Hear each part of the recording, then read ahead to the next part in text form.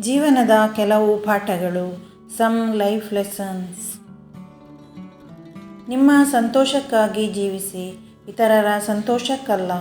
ಮರಳಿನ ಮೇಲೆ ಮರಳು ಅಂತ ಬರೆಯಬಹುದು, ಆದರೆ ನೀರಿನ ಮೇಲೆ ನೀರು ಅಂತ ಬರೆಯೋಕ್ಕಾಗುತ್ತಾ?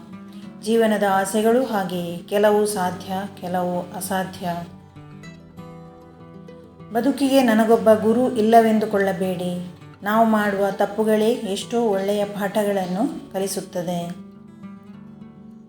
ಜೀವನದಲ್ಲಿ ನೀವು ಮಾಡಿದ ತಪ್ಪುಗಳನ್ನು ದಾಟಿ ಮತ್ತೊಮ್ಮೆ ಬಲವಾಗಿ ನಿಲ್ಲಲು ಅದರಿಂದ ಚೇತರಿಸಿಕೊಳ್ಳಿ.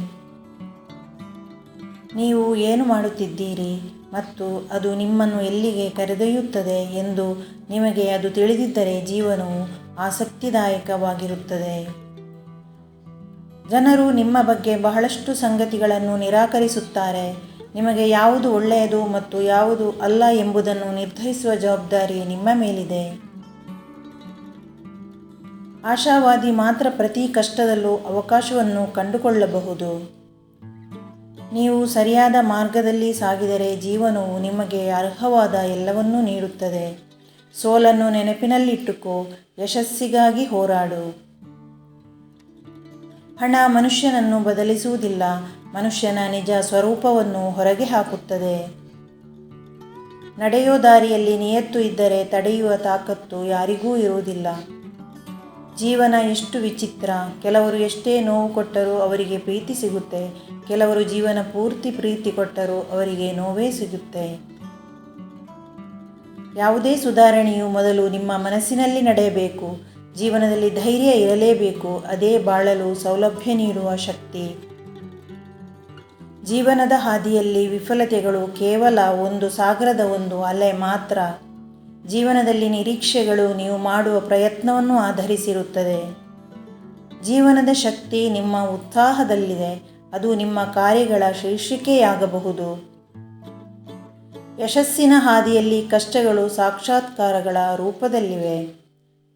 ನಿರ್ಧಾರವೂ ಸೋಲುವುದಿಲ್ಲ, ನೀವು ಮಾಡುವ ಕ್ರಮವೇ ಅದನ್ನು ಹಾಗೆ ಮಾಡುತ್ತದೆ. ಸಾಧನೆಯ ಬೆಳಕು ನಿಮ್ಮ ಹೆಜ್ಜೆಗಳನ್ನು ಬೆಳಗುತ್ತದೆ, ಅದು ನಿಮ್ಮ ಗುರಿಯ ದಾರಿಯನ್ನು ಬೆಳಗುತ್ತದೆ. ನಿಮ್ಮ ನಂಬಿಕೆಯು ನಿಮ್ಮ ಯಶಸ್ಸಿನ ಕೀಲಿಕೈ ಆಗಿದೆ. ಕಷ್ಟಗಳು ನಿಮ್ಮ ಯಶಸ್ಸಿನ ಮಾತ್ರವಲ್ಲ, ನಿಮ್ಮ ಬೆಳವಣಿಗೆಗೆ ಹೊಂದಿಕೊಂಡ ಪರೀಕ್ಷೆಗಳು. ಜೀವನ ಸಂತೋಷದ ಹೊಳೆಯ ಮತ್ತು ಕಷ್ಟದ ನೆನಪು. ಜೀವನದಲ್ಲಿ ಉತ್ಸಾಹವು ಪ್ರಗತಿಯ ಕೀಲಿಕೈ. ಜೀವನ ಹೊಸ ಅನುಭವಗಳ ಸಂಗಮ. ಜೀವನದ ಆನಂದವು ಸಹನೆಯ ಪ್ರತಿಫಲ. ಜೀವನದ ನಿಜವಾದ ಸೌಂದರ್ಯವು ಮುಖವಲ್ಲದೆ ಹೃದಯದಲ್ಲಿಯೂ ಇದೆ. ಜೀವನ ಹೊಸ ಅನುಭವಗಳ ಮಹಾಪ್ರವಾಹ. ಜೀವನವು ಸಾಗರದ ಮೇಲೆ ತೇಲುವ ಹೂವಿನಂತೆ ಸುಖ ಮತ್ತು ಕಷ್ಟಗಳನ್ನು ಹೊತ್ತುಕೊಳ್ಳುತ್ತದೆ. ಜೀವನದಲ್ಲಿ ಧೈರ್ಯವು ಮುಖ್ಯವಾದ ಸಂಗೀತ. ಜೀವನ ಸಂಘರ್ಷದ ದಾರಿಯಲ್ಲಿ ಸಂತೋಷದ ಸಾಗರ. ಇವತ್ತಿನ ಈ ನನ್ನ ಇನ್ಫಾರ್ಮೇಷನ್ ವಿಡಿಯೋ ಇಷ್ಟವಾದರೆ ನನ್ನ ಹಿತನುಡಿ ಚಾನಲನ್ನು ಲೈಕ್, ಶೇರ್ ಮತ್ತು ಸಬ್ಸ್ಕ್ರೈಬ್ ಮಾಡಿ. ಇಷ್ಟರವರೆಗೆ ವಿಡಿಯೋ ನೋಡಿದ್ದಕ್ಕೆ ಧನ್ಯವಾದಗಳು. ಮುಂದಿನ ವಿಡಿಯೋದಲ್ಲಿ ಮತ್ತೆ ಸಿಗೋಣ.